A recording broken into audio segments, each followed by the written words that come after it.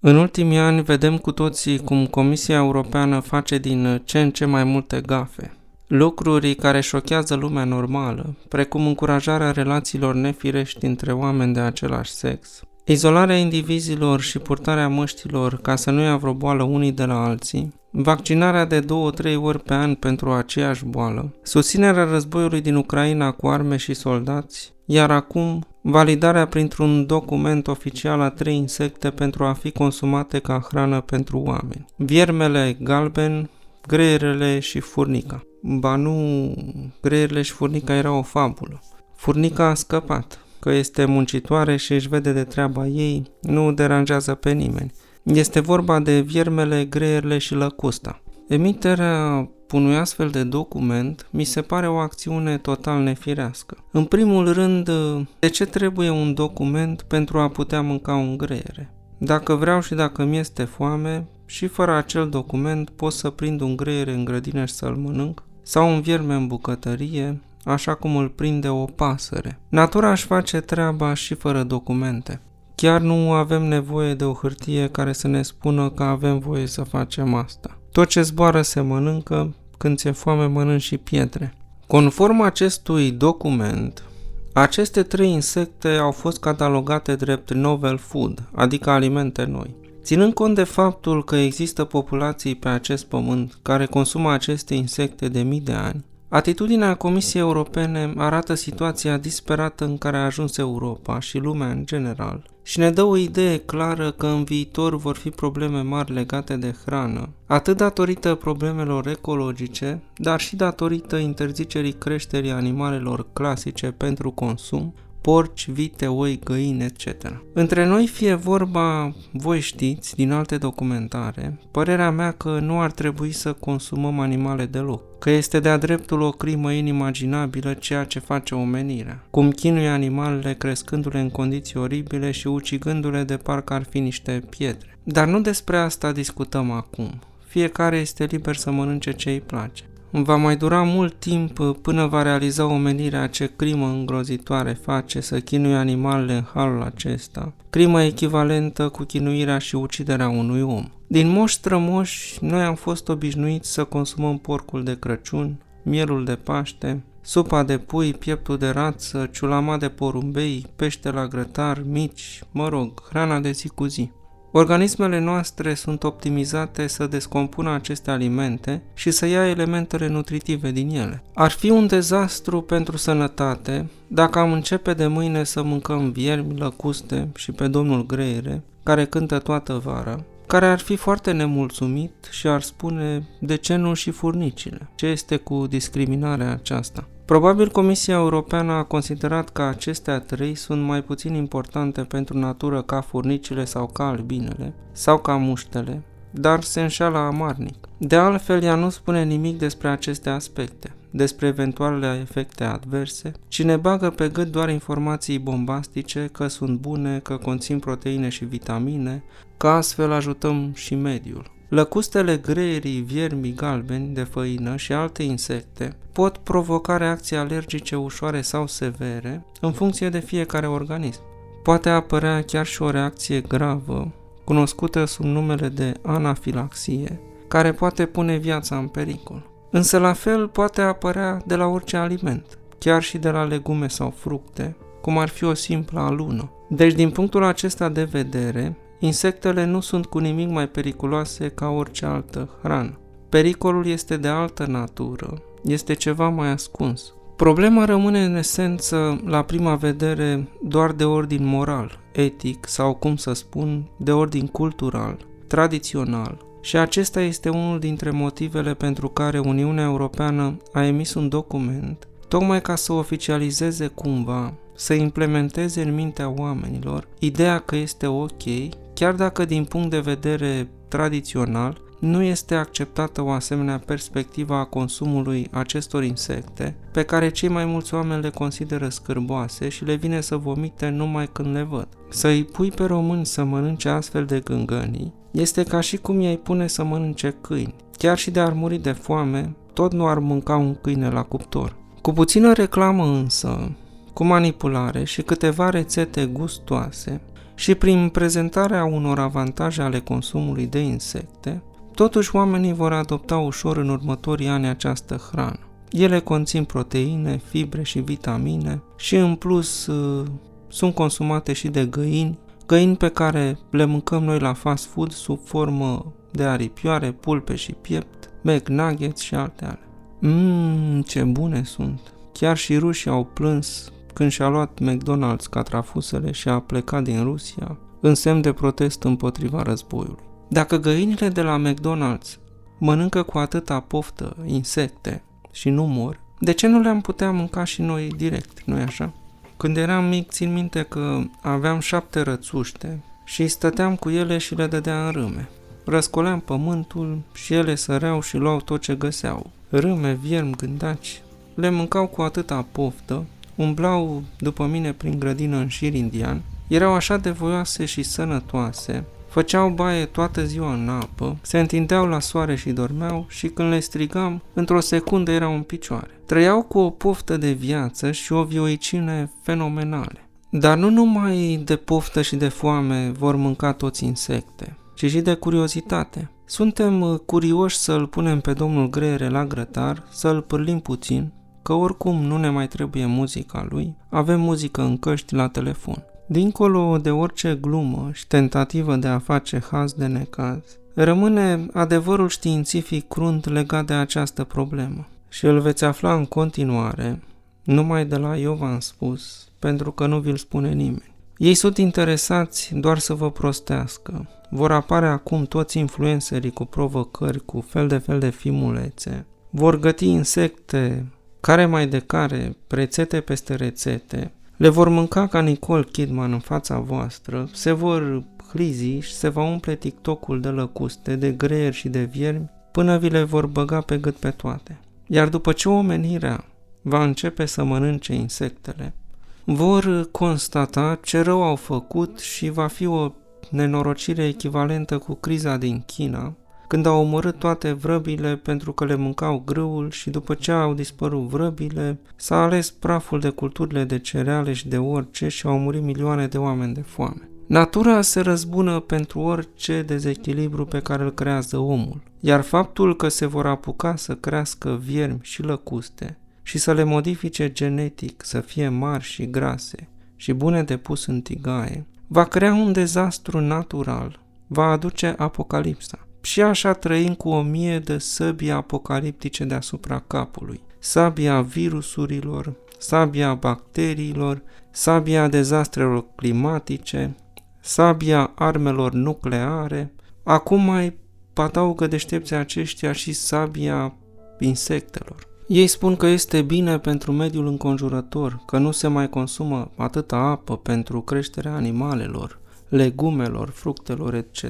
Dar dacă ar fi cu adevărat deștepți, ar spune, hai să mâncăm mai multă iarbă direct și mai puțină carne, nu să mâncăm insectele după ce acestea au mâncat iarba. Păi care este avantajul? Că oricum insectele acestea trebuie să consume iarba care consumă apa. Și ați văzut că lăcustele rat câmpuri întregi de iarbă, de verdețuri, fac prăpăd, mai mult ca oile.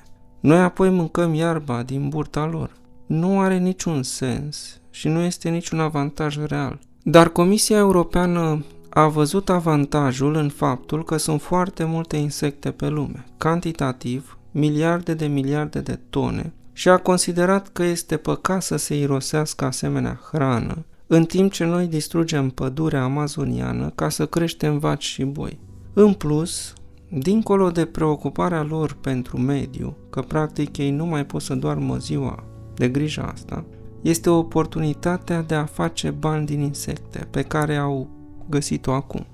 Atâtea tone peste tone de produse care vor apare și cei șmecheri au deja fabricile și afacerile pregătite să fie primii în afacerea viermele, greierile și lăcusta. În lume se spune că sunt 10 chintilioane de insecte, adică 10 miliarde de miliarde. Dacă sunt atât de multe, înseamnă că natura are nevoie de ele, înseamnă că sunt importante. Dacă ele ar dispărea mâncate de niște haplea, s-ar alege praful pe planeta asta. La fel, dacă ele ar fi crescute în crescătorii, ca porcii modificați genetic, care sunt numai carne, și dacă numărul lor ar crește de 10 de ori și ar scăpa vreodată de acolo, ne-ar mânca de vii.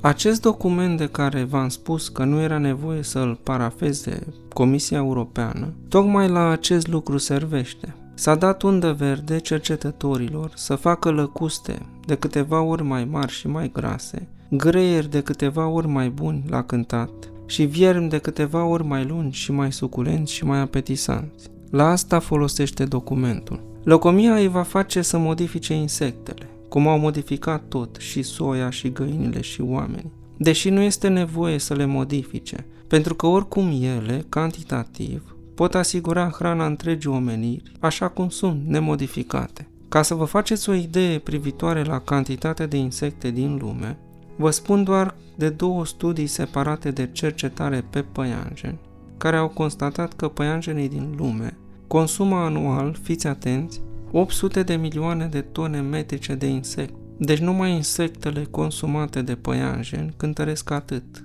o cifră imensă. Gândiți-vă că toți oamenii de pe pământ, adică 1 miliard de oameni, cântăresc împreună abia 300 de milioane de tone metrice. Dar mai important, gândiți-vă cu gânduri curate că hrana pe care o consumă oamenii anual este de 2,5 miliarde de tone metrice. Din acestea, doar 626 de milioane de tone sunt cereale. Ați înțeles? Doar păianjenii singuri mănâncă 800 de tone de insecte, mai mult decât toate cerealele consumate de oameni pe pământ. Păianjenii ăștia sunt foarte inteligenți, construiesc niște plase din astea invizibile cu care prind insectele în ele. Deși pare uluitor ce vă spun, trebuie să înțelegeți că vă vorbesc științific, nu vă spun baliverne, iar durerea cea mai mare este că, deși cifrele par atât de mari, totuși adevărul crud este că în ziua de azi sunt mai puține insecte pe pământ decât erau înainte, atât ca greutate totală, cât și ca diversitatea speciilor. Iar asta nu este bine nici pentru insecte și nici pentru oameni. Nu doar tigrii tasmanieni au dispărut, ci și multe insecte, de care însă nu știe nimeni. Iar insectele reprezintă o parte importantă a lanțului trofic. Sănătatea păsărilor, în special, depinde de sănătatea insectelor. Insectele sunt de asemenea polinizatori, nu doar albinele. Viespile, furnicile, muștele și gândacii contribuie la reproducerea plantelor. Mere, pere, prune, migdale, avocado, nuci pe care le consumăm sau lucerna, care ne hrănește animalele ca să producem carne, toate acestea depind de insecte. Insectele mai joacă un rol important și în descompunerea solului. Numai gândacii de bălegar economisesc industriei bovine din SUA 400 de milioane de dolari în fiecare an, prin descompunerea bălegarului și repunerea în sol a azotului, o sursă importantă de hrană pentru plante. Cu alte cuvinte mai simple, insectele muncesc ca sclavii toată ziua ca să-și producă iarba pe care o consumă atât ele, cât și celelalte animale. Fără ele, iarba, copacii, pământul, totul ar dispărea și pământul ar fi un deșert. Dar deși sunt atât de importante, Comisia Europeană ne spune să le punem la grătar. Asta în condițiile în care deja multe dintre ele au dispărut. În Germania s-a constatat pe câmpurile lor că au dispărut 68% dintre ele. România stă bine și la capitolul acesta, având cea mai mare diversitate din Europa. Și de aceea, de altfel, germanii au luat semințe de fân de la noi să refacă pajiștile cu plante diverse, bune pentru insecte, că ei puneau numai gazon și iarbă modificată genetică, chipurile bună și rezistentă. Asta înseamnă prostia umană, adică oamenii proști care se cred mai deștepți ca Dumnezeu, care nu a creat degeaba câmpurile și toate insectele și toate cele, și nu a făcut iarbă prezistentă. Peștii din mare dispar, insectele de pe uscat dispar, urmează să dispărem noi, cei care suntem vinovați de aceste dispariții. De ce vor să punem la grătar aceste 3 specii? Pentru că, odată ce a dispărut diversitatea, au supraviețuit doar anumite specii generaliste, rezistente, precum lăcustele sau țânțarii, adică insectele acelea numite dăunători, care sunt ucise cu insecticide. Este ca un cerc vicios. Insecticidele au distrus diversitatea și ele acum reprezintă soluția să omoare speciile care se înmulțesc în exces, în detrimentul altor specii. Ăștia în Europa sunt în iad la momentul actual. Un iad dezechilibrat, au distrus complet natura cu insecticidele, erbicidele și plantele și animalele modificate genetic. Pe măsură ce pierdem diversitatea insectelor, observăm o creștere a speciilor de dăunători și o scădere a speciilor de polenizatori, precum albinele. Este ca și în societatea umană. Pe zi ce trece, dispar oamenii deștepți, muncitori, care inventează lucruri, care fac lucruri din pasiune, care construiesc și se înmulțesc în schimb cei care nu fac nimic, care se scălâmbă și dau din fund toată ziua pe TikTok. Se pierd insectele bune, cele care îngroapă și descompun bălegarul și animalele moarte, și se înmulțesc cele rele și de aceea ne trezim cu creșterea numărului de bacterii și virusuri și alte lucruri care ne îmbolnăvesc, pentru că gunoiul și solul devine otrăvitor în lipsa celor care să muncească să-l curețe. Este ca o casă în care locuiesc bețivi și drogați, lene, mizerie peste tot, boli și certuri. Vinovatul pentru acest dezechilibru din natură este omul și lăcomia lui. Cea mai mare amenințare la adresa speciilor de insecte este pierderea habitatului cauzată de agricultură, exploatare forestieră și dezvoltarea infrastructurii. Și asta face ca oprirea pierderii insectelor să fie dificilă, pentru că oamenii nu se mai satură să construiască case imense, piscine, mall-uri, autostrăzi, etc. Ei distrug ceea ce a creat Dumnezeu cu ajutorul gândacilor. Dumnezeu lucrează prin gândaci. Gândacii au contribuit la crearea solului bogat. Însă după ce gândacii au creat acest pământ fertil în mii de ani, au venit tractoarele și au folosit solul acesta pentru că au spus: vai, ce pământ! Apoi tractoarele au distrus casele gândacilor cu tot cu gândaci și solul a sărăcit. Și pentru ce au distrus tractoarele solul? Pentru ca să producă mai multe plante, mai multă mâncare, încât jumătate din ea să fie aruncată. Omenirea în secolul 20 a fost pe pământ ca o cireadă de vaci care a intrat într-o grădină de legume. A făcut prăpăd, a pus grădina la pământ, deși ar fi putut să culeagă ușurel o roșie care era suficientă pentru a hrăni stomacul unui om care nu consumă multă energie prin furie, răutate și ură. Că acestea îți consumă toată energia, nu sentimentele bune și frumoase. Cele rele te fac să nu te saturi niciodată de nimic. Oamenii sunt ca o turmă de oi, de boi, de vaci încălțate, tunate, care habar nu au de ce este în jurul lor. Văd doar gucii și mucii de la COVID. Adevărat vă spun că sunt mai prostiviste ca vacile adevărate. Și în curând le veți vedea pe toate influențărițele postând farfurii cu insecte. Și voi vă veți uita cu ochii zgâiți la ele și pe mine mă veți uita ca să mă mai susțineți, că veți fi prea preocupați cu ele și eu voi dispărea ca gândacul de prerie, care se luptă toată ziua cu rahatul lumii, și ca albinele și ca furnicile, că insectele astea muncitoare și folositoare trebuie să dispară. Se vor înmulți doar insectele generaliste, rezistente, buzate, umflate, îmbrăcate în haine de firmă, sau mai degrabă dezbrăcate de haine Armani, Hugo Boss și Diana Ross. La momentul actual nu există nicio modalitate de a face pe toți insecte și oameni fericiți, pentru că fericirea există numai în raiul creat de Dumnezeu, din care omul a căzut de mult. Insectele cântăresc mai mult decât noi, deocamdată, dar s-ar putea ca oamenii să nu simtă cu adevărat această greutate pe umeri, decât atunci când vor dispărea. Dar nu va mai fi greutatea lor, ci greutatea grijilor pentru că au distrus lumea în care ar fi trebuit să trăiască copiii lor. Însă nu-i nimic, că vor trăi în virtual, conectați la realitatea frumoasă de acolo, și doar acolo vor mai avea în fața ochilor o natură perfectă ca odinioară. Trăim niște vremuri în care avem tot ce vrem, dar nu ne mulțumește nimic. Avem hrană, apă, sucuri, băuturi, lux, mașini, televizoare, telefoane, minuni. Dar toți suntem nemulțumiți. Ei bine, nemulțumitului îi se ia darul, iar în curând, omenirii care nu mai știe să aprecieze darul vieții pe care i l-a dat Dumnezeu, îi se va lua. O să spuneți: păi dă-ne soluția. Păi v-am dat-o. În toate documentarele mele se găsește soluția. În fiecare în întregime, practic, ca informația genetică în fiecare părticică a corpului. Atunci de mult, oamenii au fost păcăliți de diavol, care le-a spus să mănânce din pom. Acum sunt păcăliți de alți diavoli. Dacă vă veți lăsa păcăliți și fraieriți de cei care propovăduiesc o viață strălucitoare, falsă, și nu veți fi modești și frumoși ca bunicii voștri, care mâncau o felie de pâine cu sare și cu ceapă și se rugau și mulțumeau lui Dumnezeu, nu veți mai ajunge să cunoașteți viața de după moarte. Asta este soluția, singura propovăduită de creștinism de mii de ani, cumpătarea, postul și rugăciunea. Trebuie să fiți inteligenți. Știți cum a zis Hristos, înțelepți ca șerpii și blânzi ca porumbei. Trebuie să înțelegeți din ce v-am spus eu că problema nu este dacă mâncăm sau nu insecte.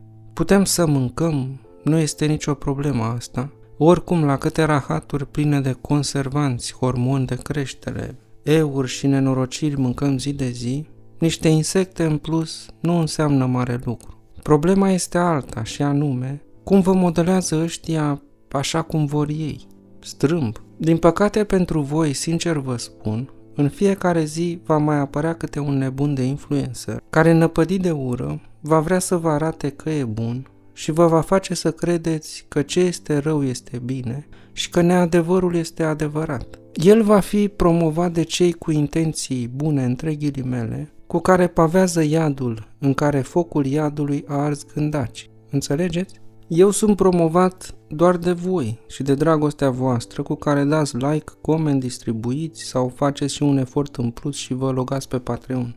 Vizibilitatea mea pe rețea este însă tăiată din start cu 80% pentru că nu le convine ce spun. Dar chiar și astfel, eu împreună cu voi suntem mai câștigați decât ceilalți, chiar dacă nu suntem insectele generaliste, multe și dezvoltate, ci abia mai supraviețuim ca albinele printre ele prin munca noastră, prin distribuirile noastre personale, pentru că vizualizările sunt aproape zero din recomandări. Dacă nu ați fi apucat să vă înscrieți până acum, ați fi avut exact 0 șanse să ajungă vreodată la voi ceea ce spun. Normal că în aceste condiții prielnice, generalistele sunt dezvoltate, din moment ce nu le pasă de nimic în jur, ci doar de ele. Pe mine mă urmăresc doar oameni de calitate, oameni ca albinele, pentru că doar ei au capacitatea și afinitatea sufletească necesară să poată urmări o expunere mai lungă de 1 minut. Oameni care încă mai pot fi umani, iubitori și altruiști, într-o lume egoistă.